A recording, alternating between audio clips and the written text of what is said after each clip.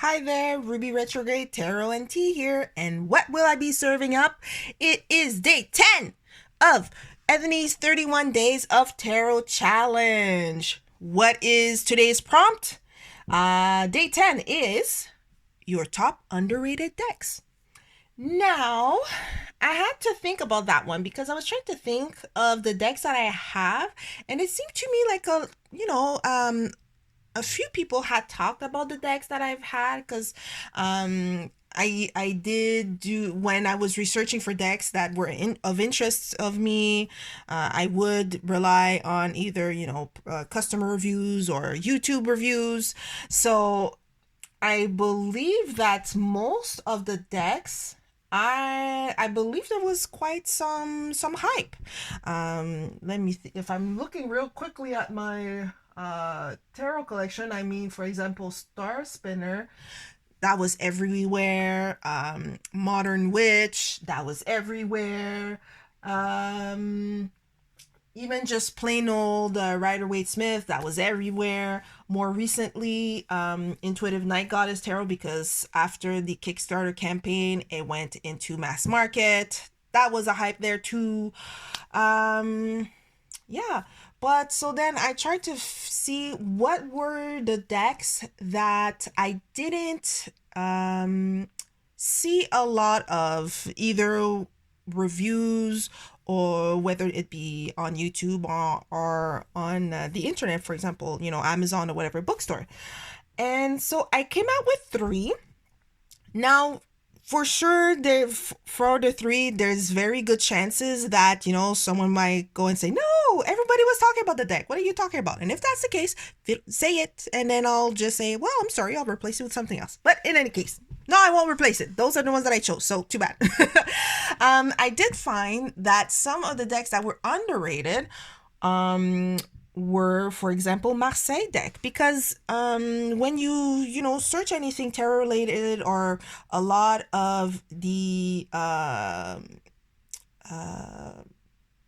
channels on YouTube regarding tarot decks and things like that, a lot of it are based on Rider-Waite-Smith. But there's not a lot of talk about Marseille decks. So one of my choices, it is the New Choice Tarot de Marseille second edition by Rosario Salerno. Don't mind the the bank corner here. If you are thinking, wait, you've talked about this deck before? Yes, it was in one of the days of the Tarot Challenge. I believe it was on my my favorite decks. One of the reason, I'll say it again, for my choice of underrated, it's just how a modern twist on it. The edges, of course, beautiful color. The card backs, very nice. And I just I don't know if it's just me and a few people that we talk about, especially Marseille system cards. A lot of times we tend to see what I'll call the traditional. So it comes from old woodcuts or based on old tarot that they found and preserved in museums or cataloged, and so they make reproductions, out of them.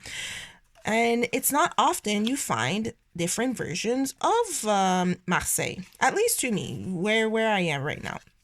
But this here, while it still kind of keeps the traditional aspect in terms of the positions of the people, like for example, the emperor, it's such a different lens. I mean, this one is based on, I believe it's like the underground club scene, and also I believe the queer scene, if I remember correctly. Correct me if I'm wrong, but while there's still that inspiration of the old style of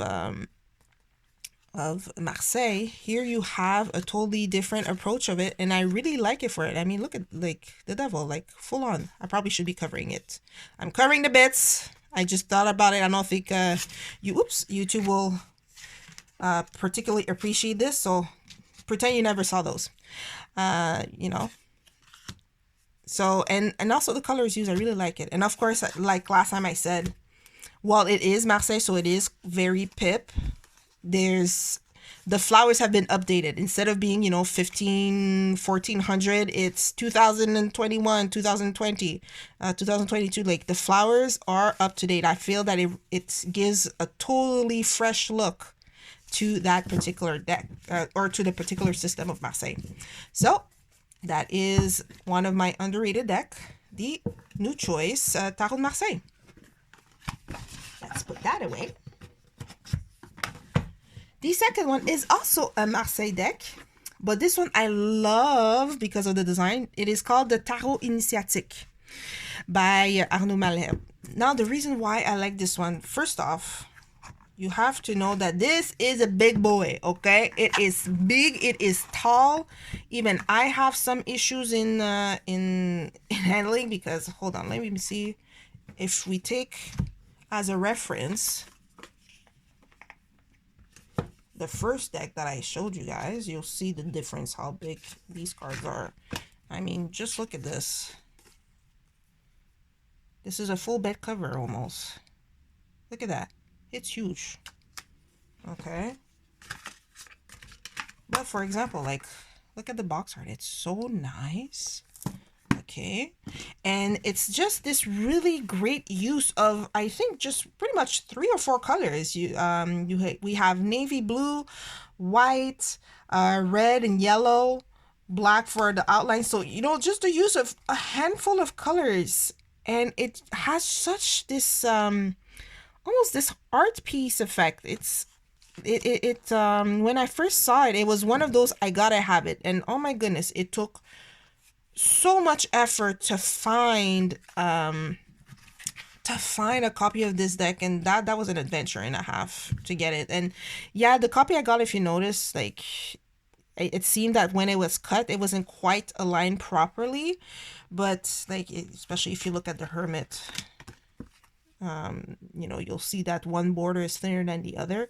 But because it took me so long to finally get my hands on it, I didn't want to go back through the process of having it return, exchange, and everything like that. So I just told myself that I was gonna live with it. But we're gonna hide the bobbits.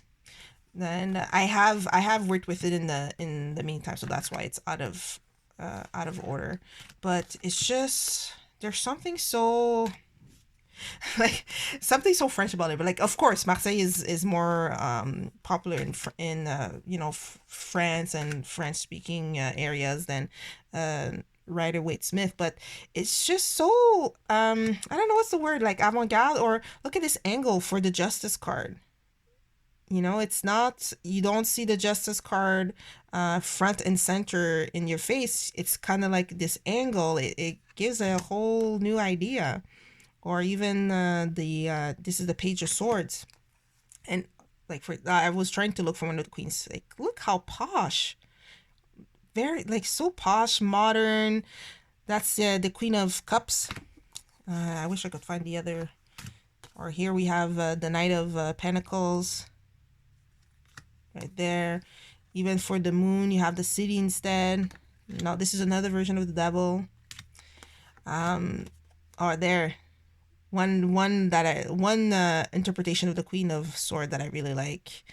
You see here, she, like, it's there in her facial expression, in her body posture. Like, she's ready. She's not going to mince her words with you or anything like that. Or even, look at that strength. I like that one. But in any case, I wish. Well, I do understand why people sometimes they find it a bit hard to learn Marseille, because it's very numerology based. But if you do decide to take the plunge into learning the Marseille system, I definitely would recommend this one. If you're not too into having old reproduction woodcut, I really like that one. Even the first one, the new choice, this would also be a great choice. So the Tarot Initiatique is my second underrated deck. Now the third one is not Marseille. It's actually based on Rider-Waite-Smith, but I haven't heard a lot about it, and I just want to hype it up, I guess.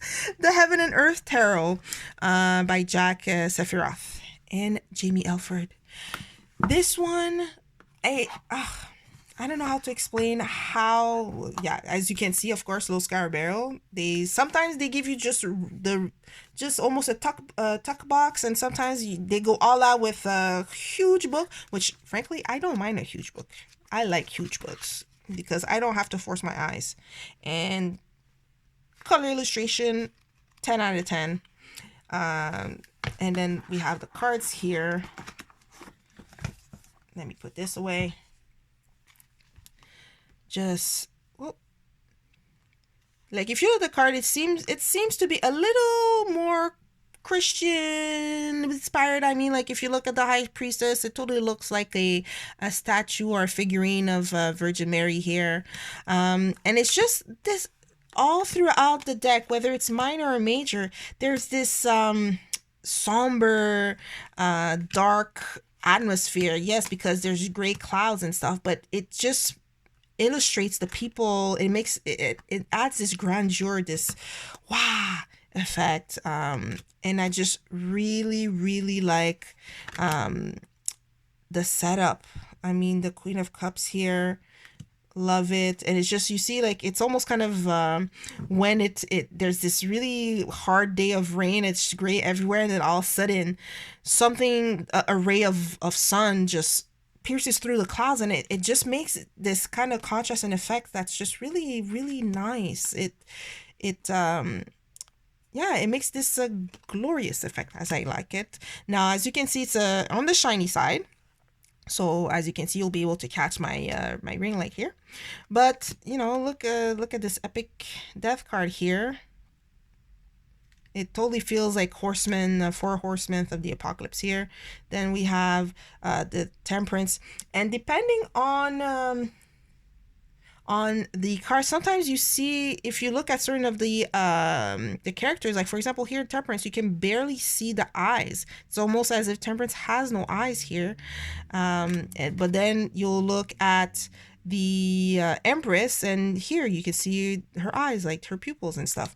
So just little details like that when you're like, huh, why is that? And of course, at the bottom of the cards, they'll give you, you know, signs and planets that are associated with it, as well as the elements.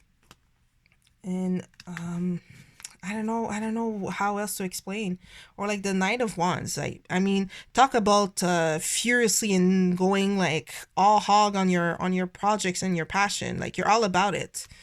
It's just, I don't know how to explain it. It's just the contrast between the dark background and just something just brilliantly coming in, and don't worry, this is what's happening. Or even for something as happy as a 10 of cups is supposed to be like super happy. I think this might be one of the brightest of the cards, and that's saying something, seeing as everything else is under some sort of shade.